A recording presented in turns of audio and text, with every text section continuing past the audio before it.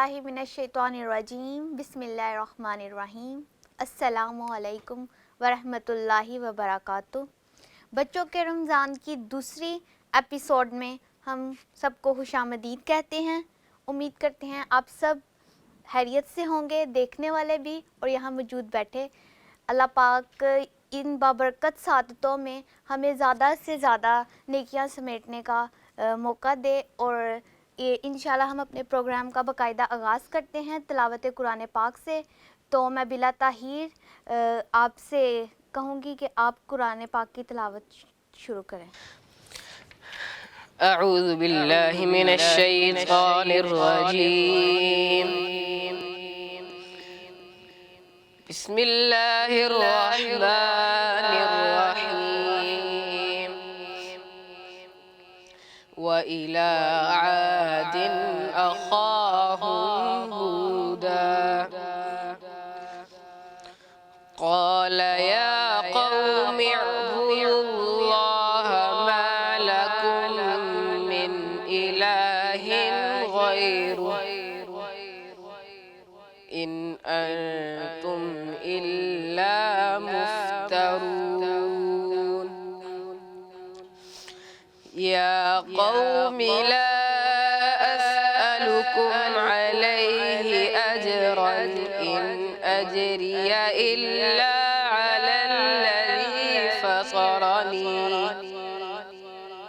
أَفَلَا تَعْقِلُونَ۔ وَيَا قَوْمِ اسْتَغْفِرُوا رَبَّكُمْ ثُمَّ تُوبُوا إِلَيْهِ يُرْسِلِ السَّمَاءَ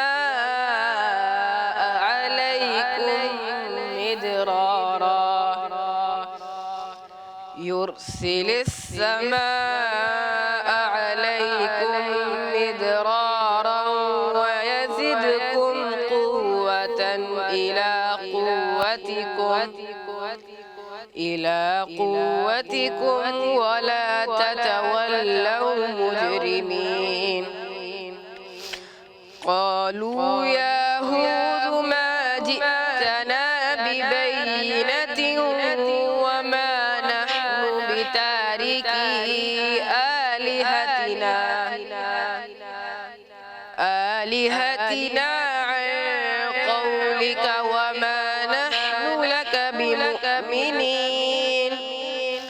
إِن نَّقُولُ إِلَّا اعْتَرَاكَ بَعْضُ آلِهَتِنَا بِسُوءٍ قَالَ إِنِّي أُشْهِدُ اللَّهَ وَاشْهَدُوا أَنِّي بَرِيءٌ مِّمَّا تُشْرِكُونَ۔ صدق اللہ العظیم۔ قرآن پاک کی آیات میں وہ بلا کی تاثیر ہے کہ جو ہمارے دلوں کو نہ صرف تازگی بخشتی ہے بلکہ ایمان کی روشنی سے منور کرتی ہے۔ جی ہمارے ساتھ عطاء المصطفیٰ موجود ہیں، تو آپ آج ہمیں کون سی نعت سنا رہے ہیں؟ حسبی ربی جل اللہ، حسبی ربی جل اللہ، ما فی قلبی غیر اللہ، نور محمد صلی اللہ، حق لا الہ الا اللہ۔ حسبی ربی جل اللہ، ما فی قلبی غیر اللہ، نور محمد صلی اللہ، حق لا الہ الا اللہ۔ وہ جو بلال حبشی ہیں، سروردی کا پیارا ہے، دنیا کے ہر عاشق کی آنکھوں کا وہ تارا ہے۔ وہ جو بلال حبشی ہیں، سروردی کا پیارا ہے، دنیا کے ہر عاشق کی آنکھوں کا وہ تارا ہے۔ ظلم ہوئے کتنے ان پر، سینے پر رکھا پتھر، پھر بھی زباں پر جاری رہا لا الہ الا اللہ۔ حسبی ربی جل اللہ، ما فی قلبی غیر اللہ، نور محمد صلی اللہ حق لا الہ الا اللہ. اپنی بہن سے بولے عمر یہ تو بتا کیا کرتی تھی, میرے آنے سے پہلے کیا چھپ کے پڑھتی تھی. اپنی بہن سے بولے عمر یہ تو بتا کیا کرتی تھی, میرے آنے سے پہلے کیا چھپ کے پڑھتی تھی. بہن نے جب قرآن پڑھا سن کے کلام پاک خدا, دل یہ عمر کا بول اٹھا حق لا الہ الا اللہ. حسبی ربی جل اللہ ما فی قلبی غیر اللہ, نور محمد صلی اللہ حق لا الہ الا اللہ. بہت اچھی نعت آپ نے پڑھی. جیسے ہم نے پچھلی بار آپ نے ہمیں حضرت نوح علیہ السلام کا ایک بہت ہی مزیدار واقعہ سنایا, نہ صرف بچوں نے بلکہ ہمارے سننے والوں نے بھی اس کو بہت زیادہ پسند کیا اور بہت پذیرائی ہوئی. تو آج آپ کیا ہمیں سنانے جا رہی ہیں کہ جو نہ صرف ہماری آنے والی مستقبل کے بچوں کے لیے فائدہ مند ہو بلکہ ایک زیادہ راہ بھی ہو, تو بتائیں. جی تھینک یو سو مچ بسمہ, آپ نے مجھے انوائٹ کیا آج کے اس خوبصورت پروگرام میں بچوں کے رمضان, اور اس میں جو ہمارا ٹائٹل چل رہا ہے وہ ہے قرآنی کہانیاں. تو ہماری کوشش ہے کہ اس رمضان میں ہم اپنے بچوں کو قرآن کے ساتھ وابستہ کریں. تو اس کے لیے ہم نے کچھ کہانیاں جو قرآن سے کچھ واقعات ہیں, کچھ اذکار ہیں, اس کو ہم نے سلیکٹ کیا ہے اور وہ ہم چاہ رہے ہیں کہ ہم اپنے بچوں کو سنائیں اور ان کا قرآن کے ساتھ ایک تعلق جڑے. تو پیارے بچوں, آج جو ہماری کہانی ہے, ہماری سیکنڈ ایپیسوڈ میں جو ہماری کہانی ہے وہ قوم عاد کے بارے میں ہے, جس کا ذکر ابھی ہم نے قرآن پاک کی تلاوت سے بھی سنا. تو یہ کون سی قوم تھی, کہاں آباد تھی, اور اللہ تعالیٰ نے ان کے بارے میں کیا بیان کیا ہے قرآن پاک میں, اور ان کے اوپر کون سے نبی نازل ہوئے تھے, انشاءاللہ ہم آج سنیں گے. تو یقیناً آپ سب لوگ غور سے سن رہے ہوں گے اور آپ لوگ ایکسائٹڈ بھی ہوں گے کہ ہم آج کس نبی کی کہانی سننے جا رہے ہیں. تو آج کی جو کہانی ہے وہ قوم عاد کے بارے میں ہے, اور قوم عاد جو پرانا یمن تھا اس میں یہ رہتی تھی, اور ان کے بارے میں کہا جاتا ہے کہ یہ حضرت نوح علیہ السلام کے جو پوتے تھے ان کی نسل میں سے یہ ہیں. تو بہت یعنی پرانے لوگوں میں سے پرانی قوم ہے یہ, اور یہ قوم جو تھی ان کے بارے میں بہت ساری چیزیں جو اللہ پاک نے قرآن پاک میں بھی بتائی ہیں اور وہ بڑی اہم ہیں. یعنی اس دور میں یہ قوم تب بھی بہت ترقی یافتہ تھی, اور ان کی جو سب سے بڑی مثال ہے جو دی جاتی ہے وہ یہ ہے کہ یہ جو یعنی بہت بڑی بڑی اور بلند عمارتیں بناتی تھیں اس دور میں بھی. یعنی جہاں ان کو ایون کہ جو پہاڑ ہوتا تھا, پہاڑوں کے اوپر یہ بڑے بڑے محل بناتے تھے اور بڑے بڑے گھر بناتے تھے, اور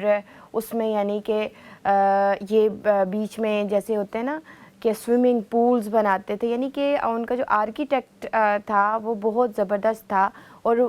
یعنی اللہ پاک نے ان کو یہ خوبی عطا کی تھی, اور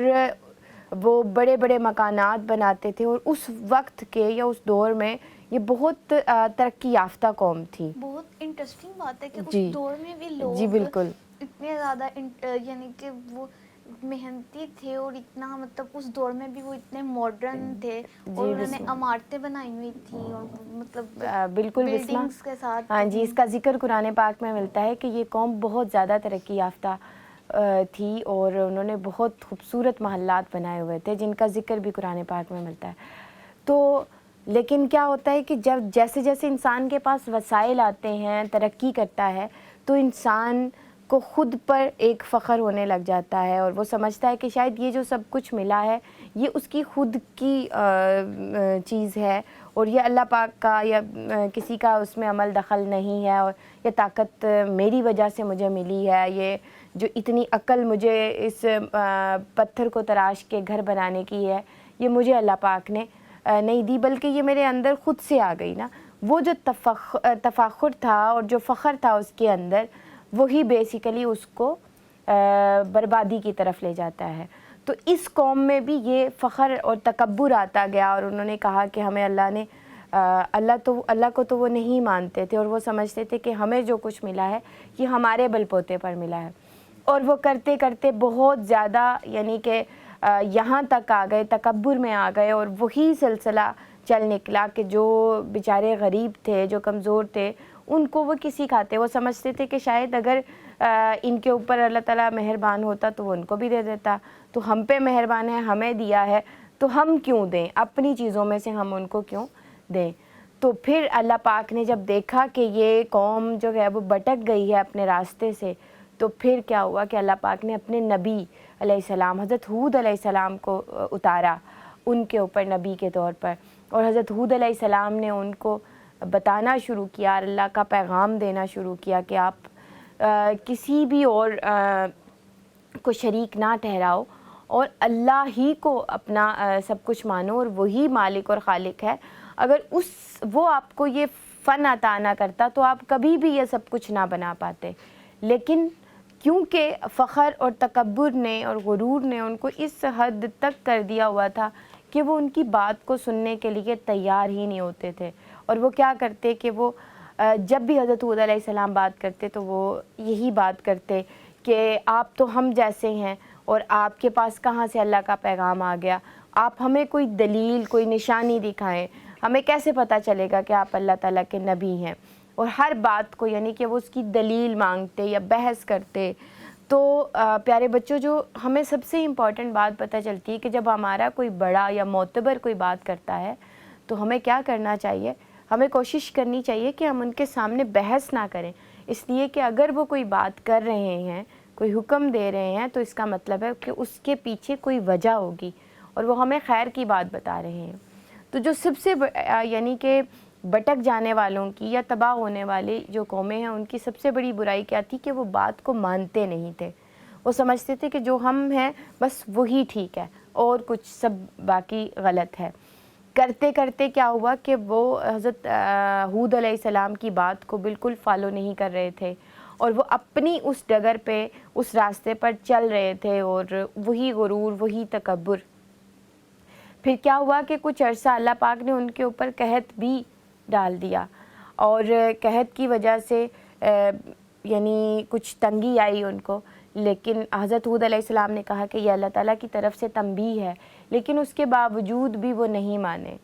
اور پھر کیا ہوا کہ پھر ایک آندھی جو تھی، اس یعنی اتنی تیز جب آندھی آئی، شروع میں آندھی آئی تو وہ سمجھے کہ اب تو آندھی آ رہی ہے، بارش آئے گی تو ہمارے جو کھیت جو بالکل ویران ہوئے ہیں تو وہ پھر سے ہو جائیں گے، تو وہ حضرت ہود علیہ السلام کا مذاق اڑانے لگ گئے کہ تم تو کہتے تھے کہ اللہ کا عذاب آئے گا، تو ہمارے لیے تو آندھی آ گئی ہے اور بارش آئے گی، اور ہمارا تو پھر ٹھیک ہو جائے گا سب کچھ۔ لیکن ان کو نہیں خبر تھی کہ وہ جو آندھی تھی وہ دراصل اللہ کا عذاب تھی، اور آپ کو پتہ ہے کہ وہ تقریباً 8 دن اور 7 راتیں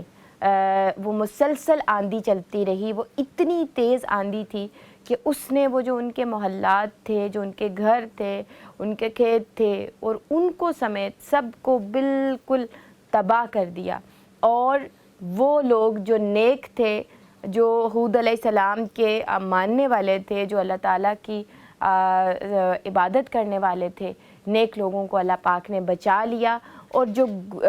نافرمان تھے، جو کافر تھے، اللہ پاک نے ان کو عذاب میں مبتلا کر دیا، کیونکہ اللہ پاک کسی بھی انسان کو ایک حد تک مہلت دیتا ہے، اور پھر جب وہ اپنی نافرمانی سے باز نہیں آتا اور اللہ کے حکم کو نہیں مانتا تو پھر قوم عاد کی طرح آہستہ آہستہ آہستہ آہستہ پھر وہ صبر کا پیمانہ جب ختم ہو جاتا ہے، جب ان کی مدت ختم ہو جاتی ہے تو پھر اللہ پاک ان کو عذاب دیتا ہے، اور پھر ان کے کیے کی سزا ان کو دی جاتی ہے، جیسے کہ قوم عاد کو دی گئی۔ اور قرآن پاک میں یہاں تک فرمایا گیا ہے کہ جب یعنی ان کے اوپر جب آندھی آتی رہی اور ان کے گھر تباہ ہو گئے، یعنی آپ امیجن کریں کہ ایک شہر کوئی بہت بڑا، جیسے امریکہ آپ لگا لیں کہ اس ٹائم جو پوری دنیا میں ایک سپر پاور ہے،